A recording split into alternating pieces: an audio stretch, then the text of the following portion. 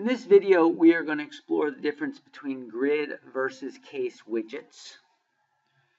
We're going to talk about which widgets have this distinction. We're going to talk about how the database lock interacts with the grid mode. We're going to talk about how the facets interact with the case mode. So this is a relatively important topic only because if you don't understand it, the few widgets that have this distinction become a heck of a lot more confusing. And specifically, we're really talking about filters, timeline, charts. Let's see if there are any others. I think it is, in fact, just those that have this distinction. So let's explore. Let's start with actually timeline and charts. They're the, I think, easiest to understand. I'm logged into Mantooth here. And if you've already seen the timeline video, this is all totally review for you. The point here is there are two types of widgets. Here, there is a case timeline and there is a grid timeline. As the name suggests, when you interact with the grid timeline, you are affecting and graphing data that is loaded into the grid, these 100 items in this case. When you are interacting with the case timeline, you're interacting with all the data in the case, but specifically we're drawing this data from these facets, the by date facet. And you can sort of click and explore these things, and you'll see it exactly matches ultimately what gets graphed over here. And as you expand these, you'll see this graph reacts because it's taking advantage of the new information that you've exposed. When, for example, you expose this a widget, right now this graph only goes to the month level. It always goes one level deeper than the facets shown.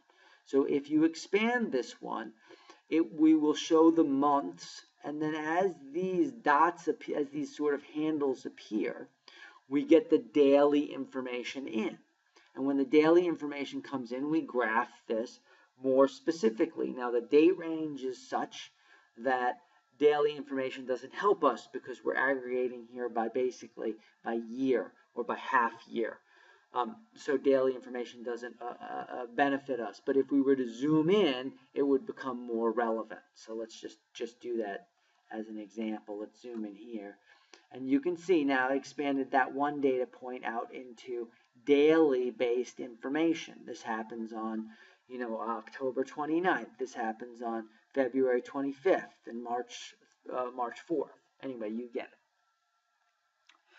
So the takeaway for this widget is two modes, case mode and grid mode. When you're in case mode, you are interacting with data that effectively comes from the filter widget. When you are in grid mode, you are interacting with data that effectively comes from the grid.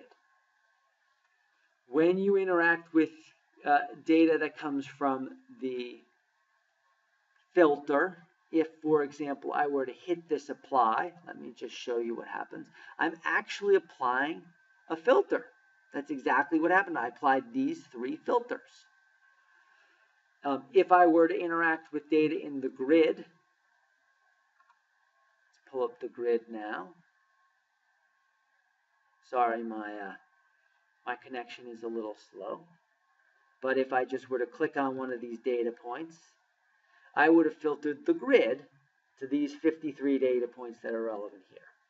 So let's get rid of our filters now, and let's move on. Also, interestingly enough, and this is a point I'll make in the other widget as well, when I interact with the grid-based mode of the widget, it will apply the database lock because it knows it doesn't need to go back to the database to get the data you need. The other widget we're talking about is the chart widget. This, again, total review if you've already seen this video. But this widget is we are charting grid data now. all these options for what we can chart are columns in the grid.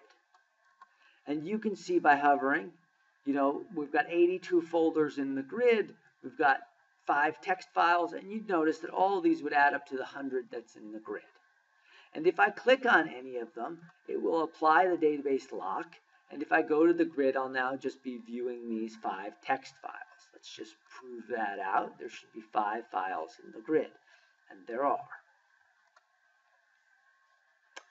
But I don't want to do this, so let's remove this filter. Let's remove the database lock. And now let's go click on this button, and now we're charting case data. The columns are now different because now they will match stuff that is available in our filter. And let's go down to this file category, the same type of data we were just graphing, only now it's at the case level. We can see we have over 100,000 folders in this case. We have about 200 file system type files. So frankly, a relatively boring case to start reviewing, at least if you're looking for document stuff. But if we were to click on any of these, we would again be applying a facet. So let's click on this button, and you can hardly see the sliver there, but we just applied a facet filter. So if we come here, we should see the one filter that we have applied, our documents. Boom, perfect. So we can clear it over here. We could clear it over here by clicking again. We can clear it a bunch of different places. So let's go ahead and exit out of those. And then let's talk about, I didn't need to exit out of that one. That's the one I wanted to talk about. We're going to talk about filters. This is the last one that has a case versus a grid mode. Almost all the time, you are in case mode. These filters apply to everything in the case. If you never apply the database lock, you will never see the grid mode. However, if you do apply the database lock, you get a totally different look. These now correspond to things in the grid, and they only affect the items in the grid because you now are in database lock mode. If you turn this off, you'll go back to your case level stuff. So anyway, that is the difference between grid level widgets and case level widgets. Always look up here, always be looking to your database lock if something funny is happening, because you may have inadvertently or not know that you are now in grid mode, and your actions are only affecting the data you've pulled into the system.